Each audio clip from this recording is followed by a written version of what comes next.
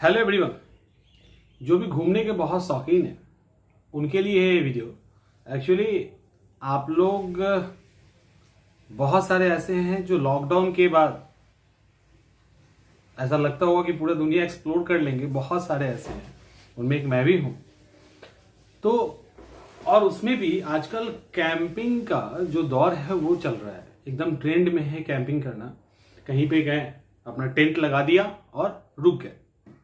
कहीं भी पहाड़ जहां दिखा, कहाँ अच्छा सीन दिखा वहां पे।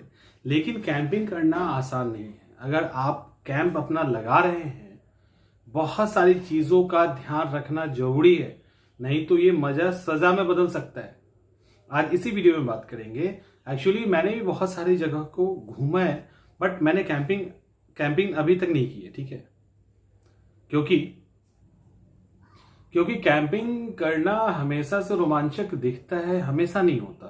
बहुत सारी चीजें हैं, क्यों करना चाहिए और क्यों नहीं करना चाहिए, दोनों पे हम लोग एक एक करके बात करते हैं। कहां कर सकते हैं ये भी मायने करता है। और नॉर्मल प्रॉब्लम के साथ साथ पैरानॉर्मल प्रॉब्लम भी हो सकती है। तो हम लोग अभी सब बात करेंगे, आपको एक्सपीरियंसेस भी शेयर करते हैं। सबसे पहले कैंपिंग जो किया जाता है उसका मेन मोटो होता है नेचर के नजदीक रहना। यानी प्रकृति काफी, एकदम नदी बह रही है, पहाड़ है, एकदम सुंदर सा नजारा है। अगर उसको हम 2 दिन रह के एंजॉय करना चाहते हैं, कैंपिंग करते हैं। और कैंपिंग का मतलब सिर्फ टेंट में ही नहीं होता, वैन में भी कैंपिंग होती, यानी गाड़ी के अंदर भी लोग रह के कैंपिंग करते हैं। तो ऐसा ये नहीं समझिए कि सिर्फ टेंट लगाना ही कैंपिंग होता है। आपके पास उस तरह की गाड़ी है, अगर गाड़ी में ही 2-3 दिन रह जाते हो, खाने वाने का सामान है, तो उसको भी कैंपिंग ही कहेंगे।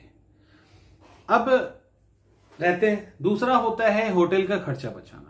यानी होटल भी काफी महंगा होता है, तो अक्सर हाँ जो बजट टूर करना चाहते हैं वो कैंपिंग करते हैं। और तीसरा, जिनका कोई खास एम नहीं होता कि हमको आज 200 किलोमीटर ड्राइव करना ही है, 400 करना ही है, जिनका नहीं होता, वो लोग मतलब आराम से चल रहे हैं, अच्छा खासा टाइम रखे हैं, 20-25 दिन, छोटे एरिया को कवर करना है, तो कहीं भी 1 दिन रह गए, 2 दिन रह गए। क्योंकि कैंपिंग करने में टेंट लगाना, टेंट हटाना, उसको कैरी करके जाना, सब एक मुश्किल टास्क होता है, आसान नहीं होता।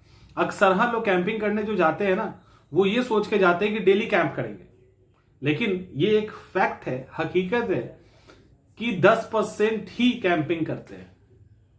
यानी मैक्सिमम लोग जो आपको कैंपिंग करते दिखते हैं, अगर उनका टूर 50 दिन का है, तो वो 5 दिन से ज्यादा कैंपिंग नहीं करते।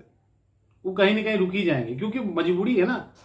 और अगर आप पिलियन के साथ जा रहे हैं, यानी जो पीछे एक और बैठते हैं उनके साथ जा रहे हैं, तो बाइक के ऊपर तो कैंपिंग आप नहीं कर सकते। फिर आप लगेज ही नहीं ले जा पाओगे, तो कैसे करोगे। तो ये सारी चीजें क्योंकि आप करते हैं, आपको लगता है कि कैंपिंग करना चाहिए, आपको इंटरेस्ट है, पिलियन नहीं है, तो आप कैरी करके ले जा सकते हो। 1 दिन ठहर लो, 2 दिन ठहर लो, उससे ज्यादा नहीं। लेकिन कैंपिंग जो आप करते हो ना, उसमें बहुत सारे रिस्क भी हैं, बहुत सारा रिस्क है। पहले तो किसी भी पहाड़ के आसपास, पहाड़ के फुट एरिया जो होता है, जिसको फुट एरिया ऑफ हिल कहते हैं, वहां कभी कैंपिंग ना करें। क्योंकि पत्थर के गिरने के चांसेस सबसे ज्यादा होते हैं। अगर बड़ा बड़ा बोल्डर गिर गया ना, तो फिर कल्याण हो जाएगा। और एक सेफ डिस्टेंस, क्योंकि बड़ा टुकड़ा जो गिरता है या छोटा टुकड़ा गिरता है तो कुछ दूर तक लुढ़क के आता है, तो सेफ डिस्टेंस एक जरूरी है। दूसरा, आपको यह देखना है कि वो कोई प्राइवेट लैंड तो नहीं है या सरकारी लैंड तो नहीं है, आर्मी एरिया तो नहीं है। अगर ऐसा कोई एरिया है तो वहां पे आपको कैंपिंग करने के पहले आपको परमिशन ले लेना चाहिए। प्राइवेट एरिया है तब भी कई लोग पैसे लेके, जहां पे कैंपिंग करने का जो ट्रेंड है, तो वहां 50 और 200 रुपए लेके आपको करने देते हैं, या पेट्रोल पंप पे भी कभी कभी अलाउ कर देते हैं उस तरह का टूरिस्ट को देख के, तो आप वहां पे कैंपिंग कर सकते हैं। लेकिन पूछ लीजिए जरूर। तीसरा, कहीं भी नहीं करें। मान लो बहुत ही खूबसूरत नजारा, पानी बह रहा है, ये वो बहुत शानदार सीन है, और सोच रहे हैं कि यहीं पे कर ले, नहीं। क्योंकि आपको लोकल, जहां पे आप कैंपिंग करना चाहते हैं, उस कैंपिंग में आपको पता होना चाहिए कि आप कहां ठहर रहे हैं। आपको उस पर्टिकुलर लोकल एरिया के बारे में अच्छी जानकारी होनी चाहिए, जो आपको नहीं रहती है। तो जो लोकल आसपास के लोग हैं उनसे पूछिए, बिना पूछे एकदम मत रहना। अगर आप रिमोट एरिया में भी रह रहे हैं तो 1-2 किलोमीटर देखिए कहाँ कोई है कि नहीं। लोकल से पूछिए कि क्या यहाँ पे उस तरह के खूंखार जानवर तो नहीं आते, उस तरह की मतलब कोई चोरी डकैती वाली तो बात नहीं है। अगर नहीं है तभी रहिए, नहीं तो रोमांच जो है ना खतरनाक हो सकता है। तो ये भी एक समस्या है। इसके अलावा सवाल है कि आप, ये एक समस्या है। उसके अलावा कई बार अटैक हो जाता है जानवरों के द्वारा भी और पैरानॉर्मल एक्टिविटीज के द्वारा। कई सारे कैंपिंग करने वाले वीडियोस भरे हैं, कई सारे कैंपिंग करने वाले, मैंने पर्सनली बात की है। तो रात में वो एक्टिविटीज से कहीं ना कहीं गुजरते हैं, अक्सर हाँ लोग गुजरते हैं, डर जाते हैं, अंदर ही रह जाते हैं, वो एक अलग बात है, लेकिन गुजरते हैं। मतलब क्योंकि हमारे शास्त्र में भी ये सब चीजें हैं, तो कहीं ना कहीं पैरानॉर्मल एक्टिविटीज परेशान करती है और इस पे भी उतना ही ध्यान देना चाहिए, क्योंकि हो सकता है कोई कमजोर दिल का हो। अब उस तरह की आवाजें, उस तरह की मूवमेंट, उस तरह के आसपास एहसास होना अगर होने लगेगा तो फिर रात में हालत बिगड़ जाएगी। और अगर आप रिमोट लोकेशन पे हैं फिर आपको कौन देखेगा। तो ये इसका ध्यान रखिए। तीसरा, इसके अलावा अगर जानवर अटैक कर देता है किसी भी स्थिति में, फिर क्या करोगे। जानवर को भगाने का एक ही सबसे अच्छा हथियार है, वो है आग। तो आपको एटलीस्ट एक लंबा स्टिक टाइप का अरेंज करके रख लेना चाहिए आसपास के, कहीं पे पेड़ पौधे से तोड़ लीजिए, क्योंकि कैरी करना तो मुश्किल है उसके। लेकिन कपड़ा जरूर रखिए, एक कॉटन कपड़ा, और जिसको जो तेल में जरूरत पड़ने पे डुबाया जा सके, ताकि उसको उससे आप जानवर भगा सको। साथ में एक मजबूत नाइफ, चाकू जैसा कुछ जो आसानी से ना टूटे, इना की डाला और टूट गया सो भी नहीं, ताकि इमरजेंसी की सिचुएशन में खुद को बचाया जा सके। अब सवाल है कि सबसे सेफ कैंपिंग क्या होगा। ये तो हो गया कि क्यों होना चाहिए, कितना खतरनाक है। सबसे सेफ कैंपिंग क्या होता है। सबसे सेफ जो होता है, मान लो आप किसी गांव के अंदर है, गांव में गए, आपको लगता है कि ये गांव अच्छा है, ठीक है, हिल स्टेशन के आसपास ही वो गांव है, वहां पे जाइए, वहां के लोगों से बात कीजिए, और वहीं कहीं आसपास में थोड़ा आगे पीछे अगर कोई पर्टिकुलर लोकेशन है, वहां पे पूछिए कि क्या यहाँ पे रहना सेफ है।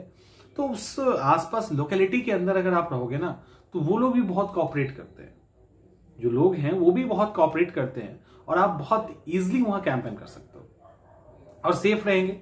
पानी से लेकर खाने पीने की सारी चीजें आसपास आपको मिल जाएंगी, और लोग आएंगे, मिलेंगे, तो मैंने आपको हर तरीके से अच्छा लगेगा, वहां के बारे में भी पता चलेगा। तो सबसे बेस्ट होता है कैंपिंग करने के लिए, आप मतलब रिमोट लोकेशन में अगर ग्रुप में है तब तो ठीक है, तब भी वहां पे बिना पूछे तो आपको नहीं करना है, आपको आसपास की जानकारी रखनी है। क्योंकि 10 आदमी रहोगे और 50 आ गया, फिर क्या करेंगे। 10 आदमी रहेंगे, कुछ उस तरह की एक्टिविटीज होगी तो फिर क्या करो, 10 का 10 बैंड बज जाएगा सबका, और सब डरपोक मिलके कितने मजबूत रहेंगे आप। तो ये सारी चीजें हैं। और सोलो कैंपिंग करने के समय तो एकदम आप गांव के अंदर ही कहीं कैंपिंग करें और पूछ ले, बहुत ही स्पेस होता है। पेट्रोल पंप एक अच्छा ऑप्शन है, वहां भी आप पूछ ले, वहां भी वो अलाउड कर देते हैं अक्सर। पुलिस स्टेशन के आसपास अलाउड कर दिया जाता है। तो ऐसे जगह पे जहां पे लोग रह रहे हैं, सीन भी आपके हिसाब से अच्छा, या थक गए हैं कैंपिंग करना चाहते हैं, तो उन सब जगह पे करें। सोलो कैंपिंग ना करें, सोलो कैंपिंग से बचे, ये इसका ध्यान रखें, नहीं करना चाहिए। कई सारे मामलों में नहीं करना चाहिए। कई सारा मतलब इस तरह के दुर्घटना हो चुका है। तो आप चूंकि घूमने जा रहे हो तो उसको सफर जितना पीसफुल और जॉयफुल होगा उतना अच्छा होगा। तो ये सब गलती जो है आपको नहीं करना है, और इजिली आप आराम से जो है ना कैंपिंग करें, और आराम से कैंपिंग करें, और लोकल लोगों के बीच में करें। तो ये सबसे, कोई मान लो पुराना स्कूल, कोई स्कूल है बंद है, शाम में पूछ लीजिए वहां किसी से कि आपके ग्राउंड में हम कैंप कर सकते हैं, कर लीजिए। कैंपिंग कहीं भी करोगे अच्छा ही लगेगा। तो ये एक वीडियो था कि कैसे करें, क्या करें, नहीं करें, तो ये जरूरी था, तो इसको आप समझ लीजिए।